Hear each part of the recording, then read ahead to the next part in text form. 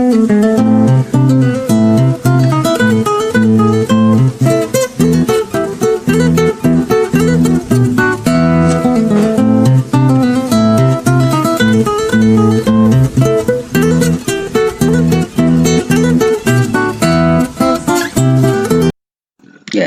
selamat pagi. Pada pertemuan kali ini kita akan membahas tentang pengolahan data. Kita ingin menyajikan data. Pengolahan data yang pertama, menyajikan data.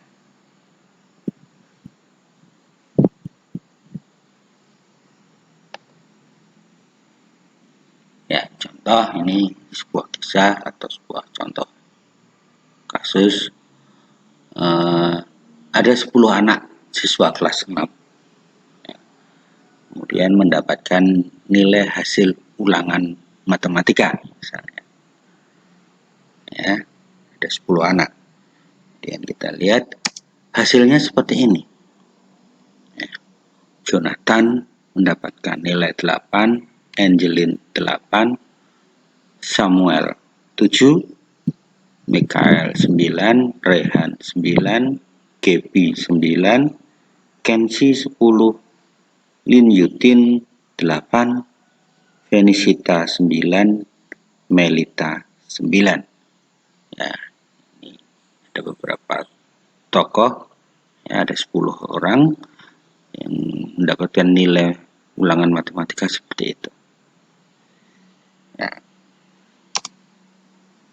Kemudian dari data tersebut disajikan dalam bentuk tabel turus. Turus itu yang ini, ya, kita mengenal ini. Ini 1, 2, 3, 4, kemudian yang ini 5, 4, kemudian dicoret 5. Ya, ini turus. Artinya bagaimana di sini? Artinya di sini yang dapat nilai 7 itu ada 1 anak. Yang dapat nilai 8 3, ya. Kita lihat tadi yang nilai 8 ada 3. Jonathan, Angelin, dan Lin Yutin. Ya. Yang dapat nilai 9 ada 5. Siapa saja tadi? Ada Mikael, Rehan, Gaby, Fenisita, dan Melita. Yang dapat nilai 10 ada 1, yaitu Kenzi. Ya, ini contoh. Kalau disajikan dalam bentuk tabel turus, di sini nilainya dimulai dari yang terkecil, nilai terkecil, nilai terbesar. Kemudian di sini dituliskan jumlahnya. Ya, yang dapat nilai 71, 83, 95, 10, 1. Ya, ini kalau disajikan dalam bentuk tabel turus. Ya. Berikutnya disajikan dalam bentuk diagram batang. Ya, diagram batang. Dalam diagram batang kita mengenal 2 sumbu, ya, sumbu Y dan sumbu X.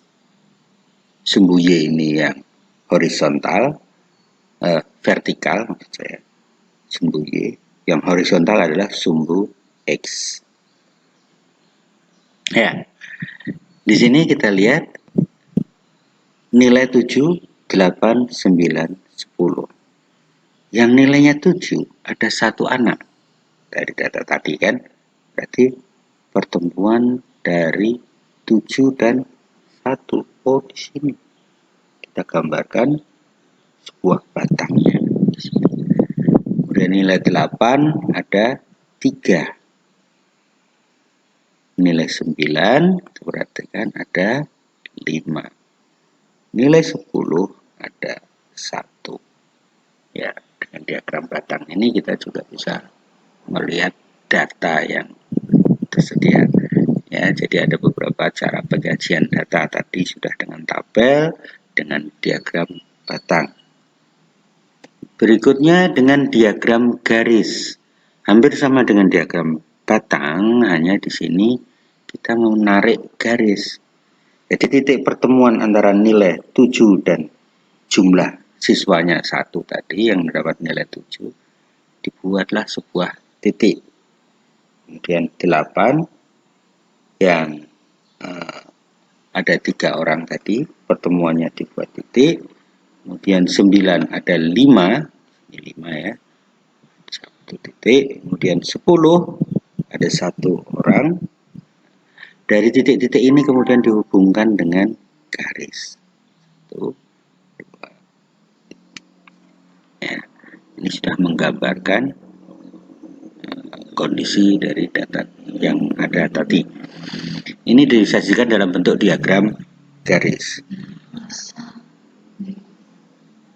Bentuk diagram yang berikutnya diagram lingkaran. Ya. Diagram lingkaran. Kita tentu sudah mengenal lingkaran, kemudian kita bagi lingkaran tersebut karena tadi ada berapa siswa tadi ada 10 kan. Kita bagi lingkaran tersebut menjadi 10 bagian. Ya, seperti pizza. Ya. 1, 2, 3, 4, 5, 6, 7, 8, 9, dan 10. Ya, 10 bagian. Ya. Kemudian bagaimana cara menggambarkannya? Cara membuat diagram lingkaran, jumlah turus per jumlah total turus yang ada. Artinya kita lihat jumlahnya berapa, total jumlah berapa dikali 100. Masih belum paham? Kita coba ya. Nah,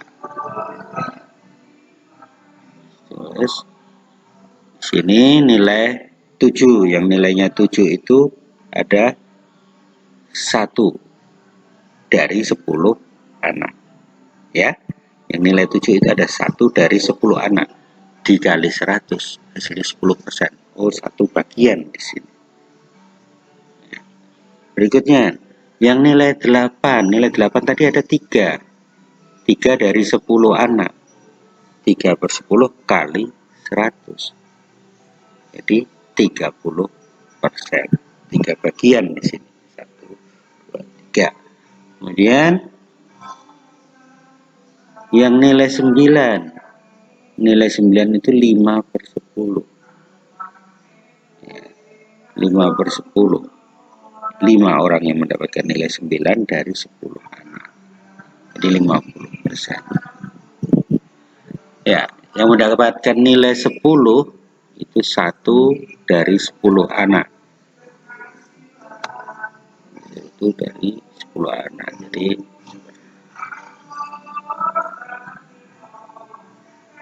ya, kita sudah belajar tadi cara penyajian data dari menggunakan tabel, diagram batang, diagram garis, dan diagram lingkaran. Terima kasih.